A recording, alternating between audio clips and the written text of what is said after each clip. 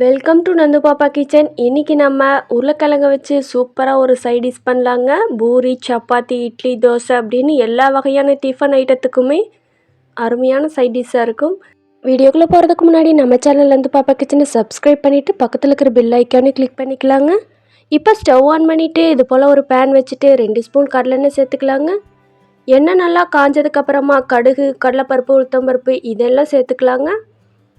இந்த ரெசிபிக்கு கடலைப்பருப்பு கொஞ்சம் அதிகமாக இருந்தால் தாங்க நல்லாயிருக்கும். அதுக்கு பிறகு 1/2 டீஸ்பூன் அளவு பொடி பொடியாக இஞ்சி கட் பண்ணது சேர்த்துக்கலாங்க. இஞ்சி சேர்த்ததுக்கப்புறமா அந்த எண்ணெயிலேயே நல்லா பொரிய விடணுங்க. இஞ்சியோட பச்சை வாசனை போகிற அளவுக்கு நல்லா அந்த எண்ணெயிலேயே பொரிஞ்சு வரட்டுங்க.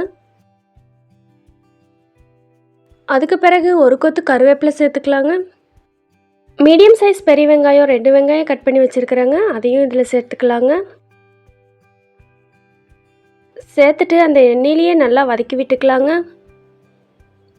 வெங்காயம் ரொம்ப வதங்கணும்னு அவசியம் இல்லைங்க, லைட்டாக கண்ணாடி பதம் வர வரைக்கும் வதங்கினா மட்டும் போதும்.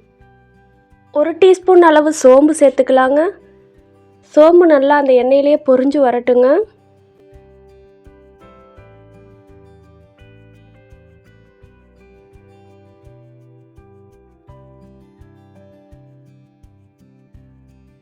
ஒரு நிமிஷம் நல்லா அந்த சோம்போட பச்சை வாசனையெல்லாம் போகிற அளவுக்கு நல்லா வதங்கினதுக்கு பிறகு 4 பச்சை மிளகாய் சேர்த்துருக்குறேங்க. இது போல் 2ஆக கட் பண்ணிவிட்டு சேர்த்துருக்குறேன்.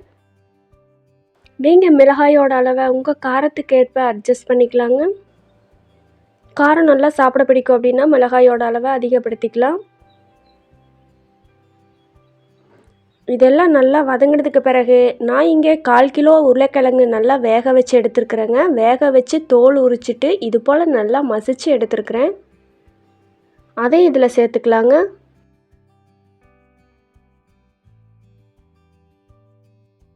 சேர்த்துட்டு நல்லா கலக்கி விட்டுருலாங்க. நல்லா அந்த எண்ணெயிலேயே நல்லா வதங்கி வரட்டுங்க. ஒரு 2 நிமிஷம் போல் நல்லா எண்ணெயில் வதங்கினதுக்கு பிறகு மஞ்சள் தூள் 1 டீஸ்பூன் சேர்த்துக்கலாங்க. மஞ்சத்தூள் சேர்த்துட்டு நல்லா கிளறி விட்டுடலாங்க. மஞ்சத்தூளோட பச்சை வாசனை போகிற அளவுக்கு நல்லா கிளறி விட்டுடலாங்க. இது போல் நல்லா கிளறி விட்டுட்டு இப்போது இந்த குருமாவுக்கு தேவையான உப்பு சேர்த்துக்கலாங்க. 1 டீஸ்பூன் கல் உப்பு சேர்த்துருக்குறேன். உப்பெல்லாம் நல்லா மிக்ஸ் ஆகிற மாதிரி கிளறி விட்டுட்டு 1 டம்ளர் அளவுக்கு தண்ணி விட்டுக்கலாங்க. தண்ணி விட்டுட்டு லைட்டாக கொதி வரட்டுங்க. அது 1 நிமிஷம் லைட்டாக கொதி வரங்காட்டி நம்ம 2 ஸ்பூன் கடலை மாவு சேர்த்து கலக்கி வச்சிடலாங்க. இது போல் ஒரு கிண்ணம் எடுத்துகிட்டு 2 ஸ்பூன் கடலை மாவு சேர்த்துட்டு கட்டிகள் இல்லாமல் நல்லா கிளறி விட்டுக்கலாங்க. கொஞ்சம் கூட கட்டிகள் இல்லாமல் இது போல் 1 ஸ்பூன் வச்சுட்டு நல்லா கிளறி விட்டுடலாங்க.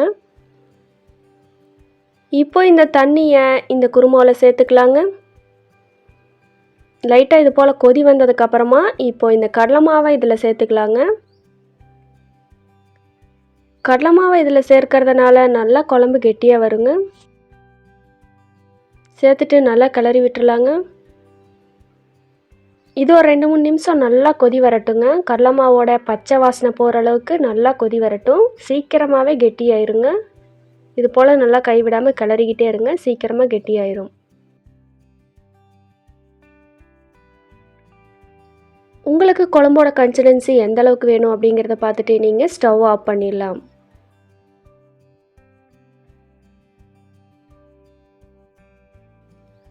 அவ்வளோதாங்க, நம்மளோட உருளைக்கிழங்கு குருமா சூப்பராக ரெடி ஆயிருச்சுங்க.